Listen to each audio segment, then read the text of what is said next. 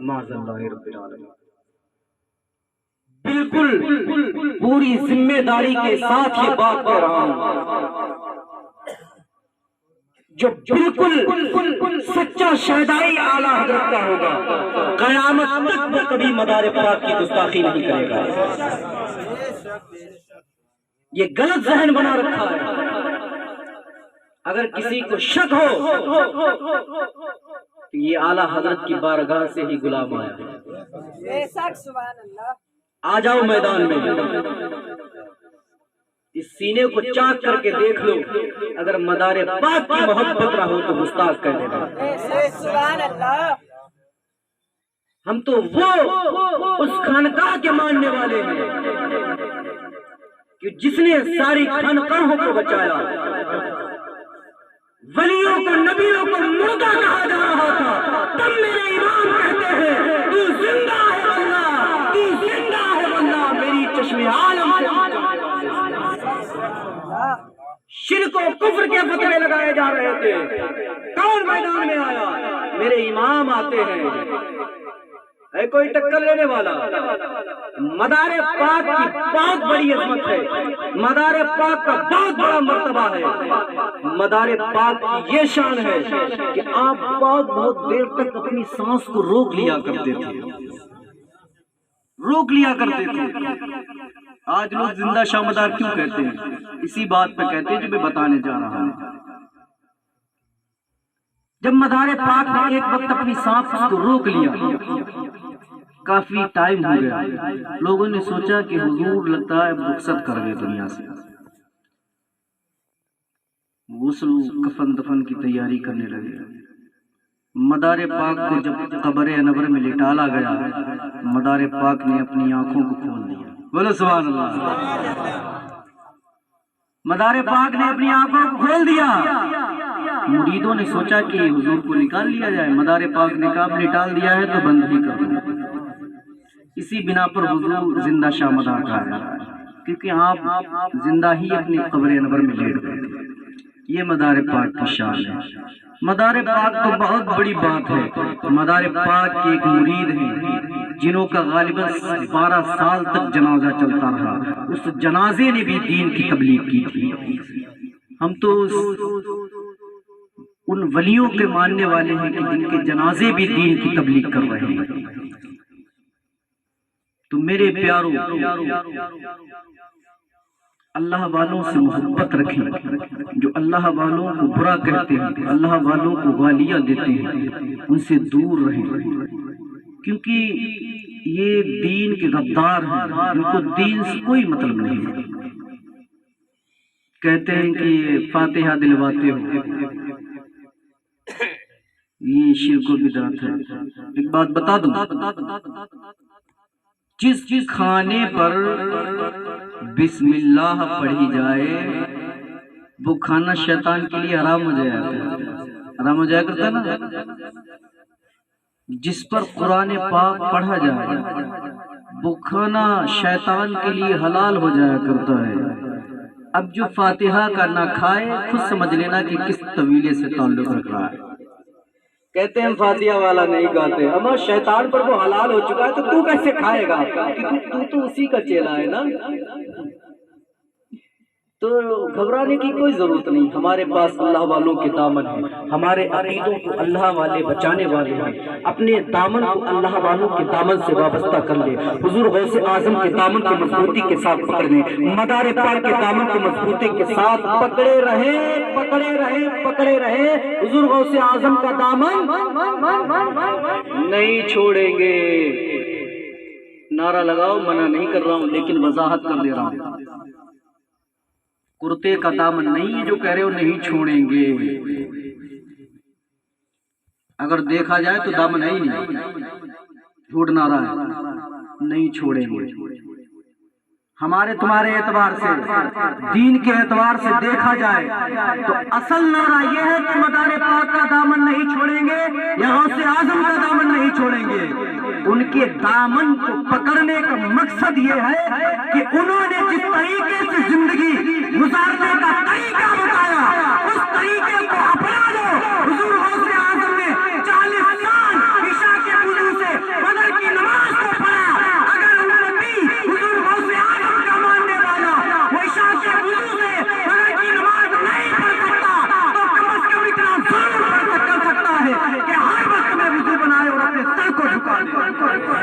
یہ سچی محبت ہے، یہ ہے حضور غوث اعظم کا دامن۔ غوث اعظم کا دامن نہیں چھوڑ دیں گے، رسول پاک کا دامن نہیں چھوڑیں گے، اما ہے ہی نہیں دامن۔ اگر ہوتا تو نمازوں کو نہ چھوڑتے، مصطفیٰ کی تعلیم کو نہ چھوڑتے۔ آج ہم اور آپ ذلیل و رسوا کیوں ہیں؟ ایجوکیشن سے دور ہیں، تعلیم سے دور ہیں، پڑھائی لکھائی سے دور ہیں۔ ایک میں نے کلپ دیکھی تھی یوٹیوب پہ، ماسٹر دے رہے ہیں اپنے گھروں میں چاقو، اپنے گھروں میں چاقو رکھو، تلوار رکھو، یہ رکھو، وہ رکھو، کام آئے کام آئے۔ لیکن ایک دین کا لیڈر، دین کا نیتا پتہ کیا کہہ رہا ہے؟ اپنے ساتھ قلم کو رکھو، انشاءاللہ تمہیں قیامت تک سلامت رکھے گی۔ کیونکہ یہ سب سے بڑی کمزوری ہے ہمارے اندر، دین نہ ہونا۔ غوث اعظم کے واقعے آپ لوگ سنتے رہتے ہوگے، اگر کہو گے تو سنا دیں گے، لیکن ضروری یہ ہے کہ قوم تک کوئی میسج پہنچے، کیونکہ اس کی بہت زیادہ کمی ہے۔ اللہ فرماتا ہے کنتم خیر امت اخرجت للناس تأمرون بالمعروف وتنہون عن المنکر، تم بہترین امت ہو جو ظاہر ہوئی۔ دنیا میں جتنی امتیں آئی ہیں تم سب میں بہتر امت ہو۔ کیوں؟ برائی سے روکتے ہو اور بھلائی کا حکم دیتے ہو۔ اب اپنے اپنے دل پر ہاتھ رکھ کر ذرا خود سوچ کر بتاؤ کتنے لوگ بھلائی کا حکم دیتے ہیں؟ چند لوگ آپ کو ملیں گے جس میں اکثر کی تعداد علماء کی ہے، یا علم سیکھنے والوں کی ہے، ائمہ کی ہے۔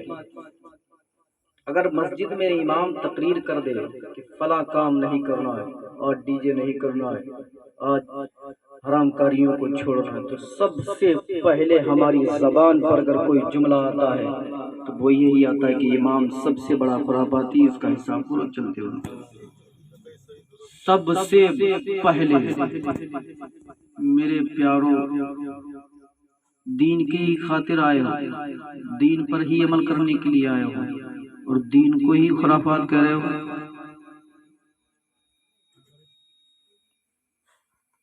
جب دین کو خرافات کہو گے، ائمہ کو گالیاں دو گے،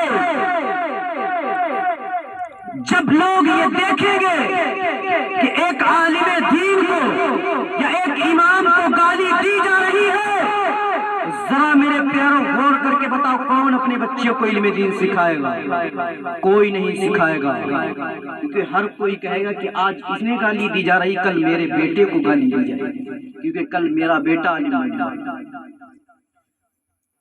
جب اماموں، عالموں، مولاناؤں کو گالیاں دو گے تو کوئی دین نہیں سکھائے گا۔ جب مسلمان دین نہیں سکھائے گا تو کون دین کو سکھائے گا؟ اپنے بچوں کو بتاؤ۔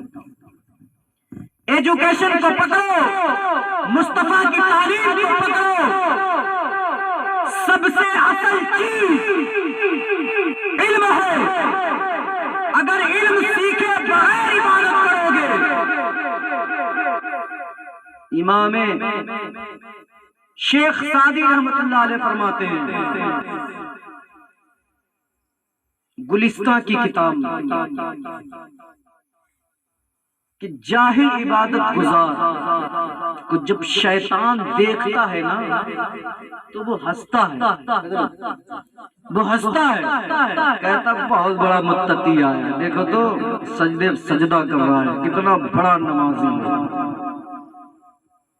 دیکھو میرے پیاروں، میں ذلیل کسی کو نہیں کر رہا ہوں، یہ مت سمجھنا کہ میں ذلیل کرنے آیا ہوں، دین کی بات بتانے آیا ہوں۔ اگر میں یہ بات بتا رہا ہوں تو اس پر دوسرا ٹاپک بھی دوں گا انشاءاللہ۔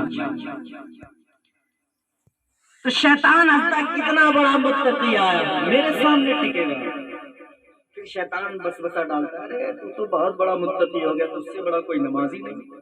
بس غرور و گھمنڈ میں مبتلا کر دیا شیطان نے، مار دی پٹ دی، اور جب غرور و گھمنڈ آ گیا تو سب کچھ بیکار، کیونکہ عبادت اللہ کے لیے ہونا چاہیے تھی۔ اب یہاں اس کے اندر ریاکاری آ گئی، لوگوں کو دکھا دکھا کر پڑھ رہا ہے کہ ارے مجھ سے بڑا کوئی نمازی نہیں۔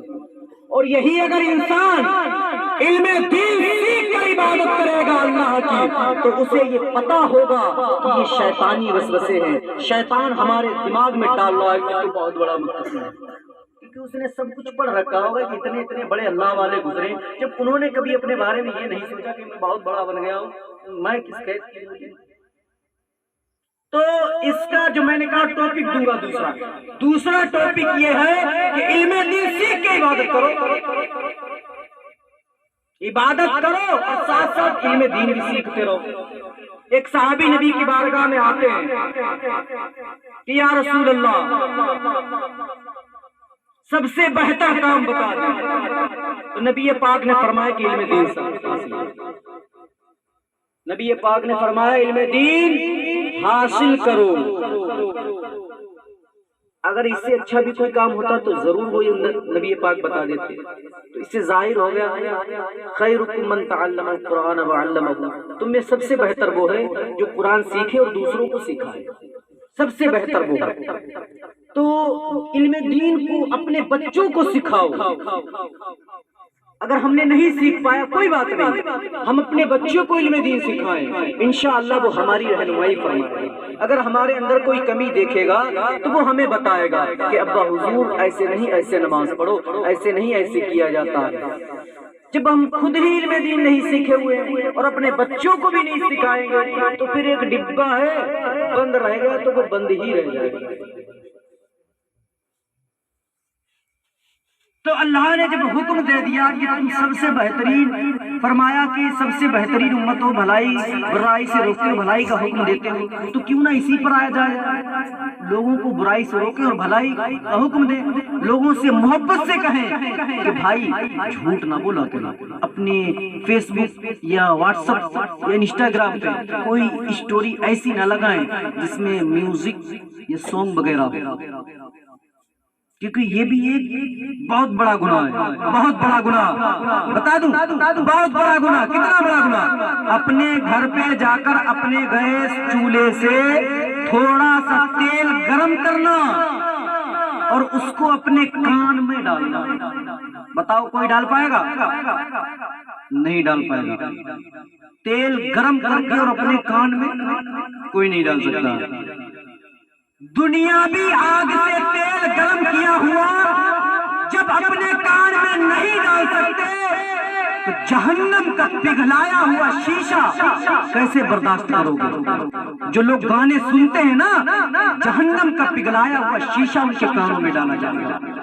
بات بات پر گالیاں دیتے ہو نا، جب تم گالی ایک دیتے ہو تو تمہاری قبر میں ایک بچھو تیار ہوتا ہے جو تمہارے ڈنک مارے گا نا تو 70 فٹ نیچے ڈھکا ہوگا۔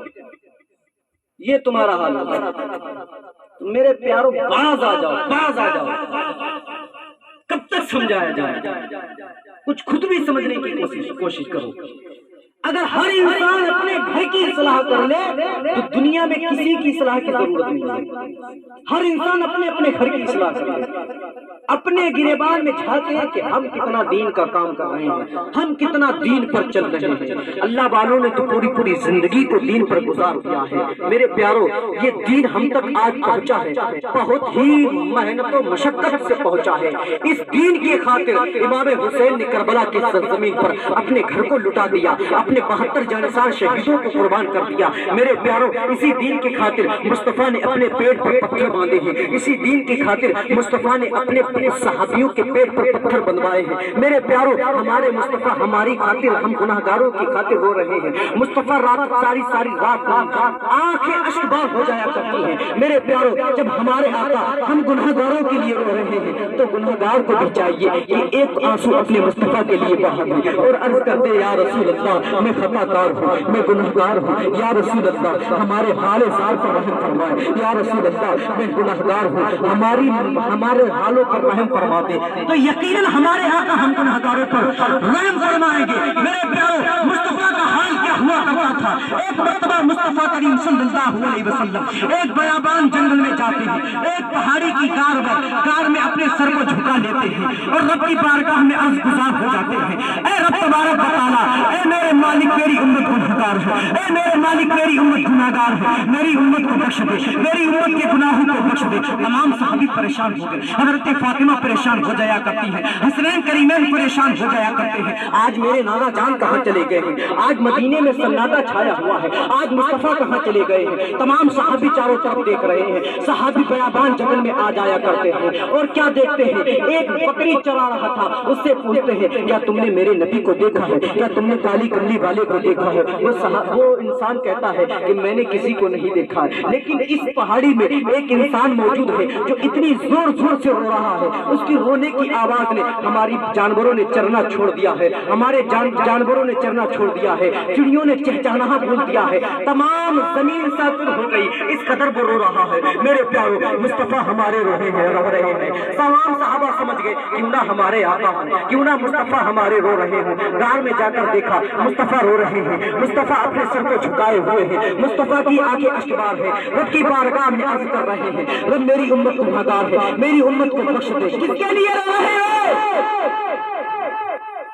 گناہگاروں کے لیے رو رہے ہیں. میرے پیارو, تمام صحابیوں نے خاموش کرانے کی کوشش کی. یا رسول اللہ اپنے سر کو اٹھا لو, یا رسول اللہ اپنے سر کو اٹھا لو. اتنے میں حضرت فاطمہ آ جایا کرتی ہے. حضرت فاطمہ عرض کرتی ہے, یا رسول اللہ, اے ابا حضور اپنے سر کو اٹھا لو, اپنے سر کو اٹھا لو. مصطفیٰ کریم فرماتے ہیں, اے فاطمہ میری امت گنہگار ہے, جب تک میری امت کو میرا رب نہیں بخشے گا اپنے سر کو نہیں اٹھاؤں گا.